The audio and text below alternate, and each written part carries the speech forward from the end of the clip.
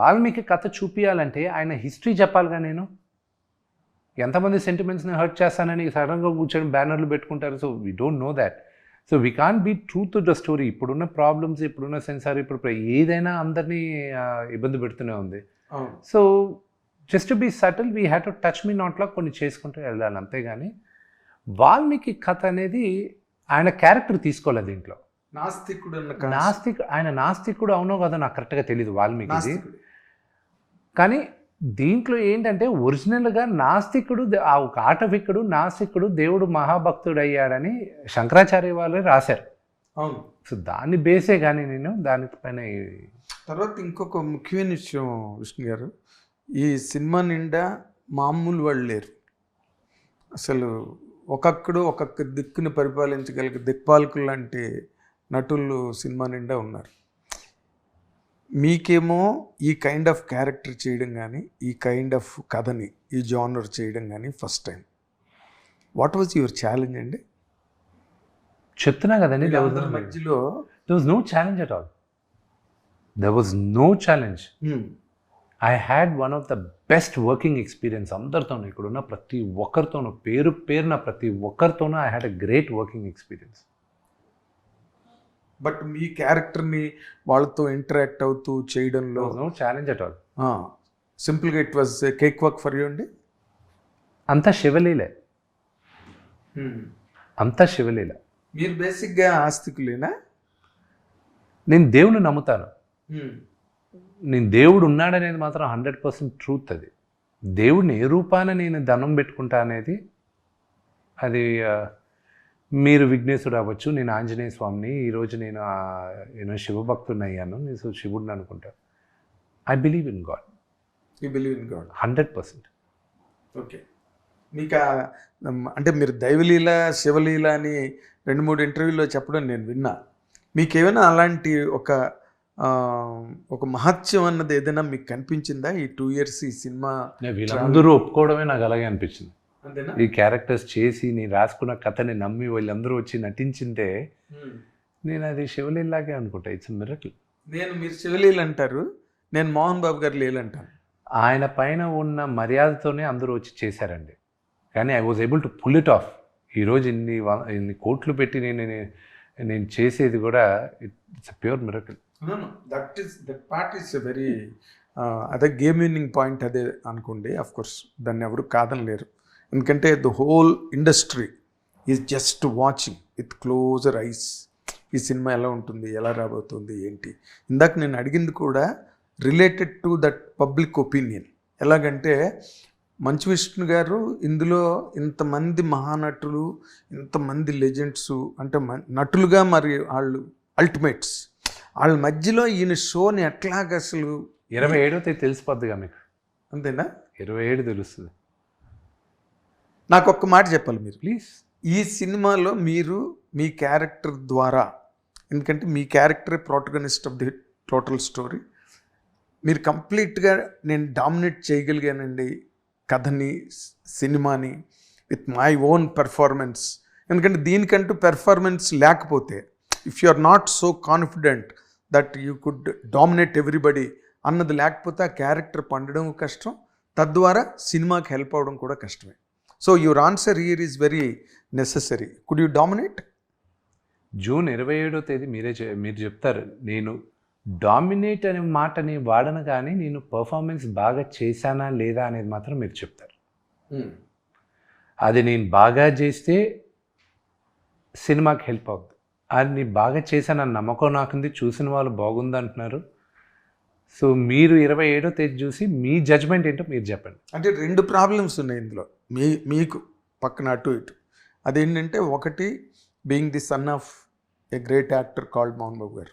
Dialogue అంటేనే మోహన్ బాబు గారు అన్నది ఇండస్ట్రీలోనే కాదు, పబ్లిక్ మాసెస్లో ఫుల్ ఐఎస్ఏ స్టాంప్, రైట్.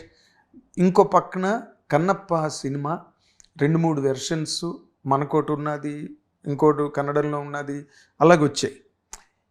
ఈ కంపారిజన్స్ వచ్చినప్పుడే సినిమాకి ఒక రకమైన ఇన్కన్వీనియన్స్, అసౌకర్యం. ఏంటంటే ఒక 50 సంవత్సరాల తర్వాత ఈ సినిమా రిలీజ్ అవుతుంది. 50 సంవత్సరాల తర్వాత కన్నప్ప అన్న సినిమా ఈరోజు మనం మళ్ళా చెప్తున్నాను, నేను అనుకునేది ఏంటంటే శివుడు నన్ను చూస్ చేశాడు ఈ జనరేషన్కి కన్నప్ప కథ చెప్పరా అని నన్ను చూస్ చేశాడని నేను అనుకుంటున్నాను. అండ్ రేపు మీరు ఈ సినిమా చూసినప్పుడు వాళ్ళు వీళ్ళని డామినేట్ చేశారు, వాళ్ళని డామినేట్ చేశారా అని కాదు. What a movie. నేను ఈరోజు చెప్తున్నాను, ఈరోజు నేను మోహన్ లాల్ గారి గురించి, శరత్ కుమార్ గారి గురించి, నాన్నగారి గురించి ఈరోజు నేను కొత్తగా చెప్పాల్సిన, నేను వాళ్ళు మహానటులు వాళ్ళ గురించి నేనే, ప్రభాస్ది you will be like he as a performer he's a superstar, దాంట్లో తప్పు లేదు, దాంట్లో డౌట్ లేదు.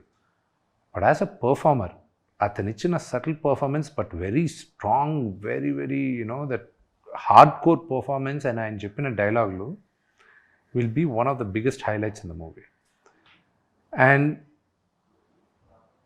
he comes in a very crucial point in the movie. Very crucial point. So ఆయన దగ్గర నుంచే క్లైమాక్స్ ట్రిగర్ ఆఫ్ అవుతుంది సినిమా. ఆయన దగ్గర నుంచి. So it's a very strong extended special appearance Prabhas. And it's a long character. Mohan Lal గారిది shock ఉంటుంది అందరికి. ట్రైలర్ 14వ తేదీ రిలీజ్ అవుతుంది, 13వ తేదీ. ఆ రోజే మీ అందరికీ క్లారిటీ వచ్చేస్తుంది మోహన్ లాల్ గారి క్యారెక్టర్ ఏంటి అని. అంటే మోహన్ లాల్ గారి క్యారెక్టర్ ఏంటనేది మేము తెలుసుకోవచ్చు కొత్తగా, కానీ బట్ మోహన్ లాల్కి ఆయన లైన్ షేర్ లేకుండా మోహన్ లాల్ గారిని పెట్టుకుంటే అది కౌంటర్ ప్రోడక్ట్ అవుతుంది ఫిల్మ్కి బేసిక్. అవును. సో 100% ఈ must commanded the lion share సినిమాలో తనది సింహభాగం అయి ఉంటుంది. Believable to that extent it is believable.